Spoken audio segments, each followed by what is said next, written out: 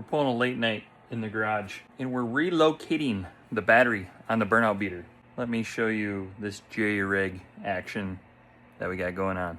So we got these old jumper cables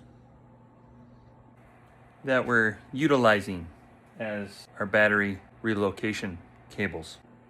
So the battery used to live in this area. There used to be a plastic battery tray underneath the engine bay. You can see the positive side is still connected to where the battery used to live in its former life. We're relocating it to the back of the beater.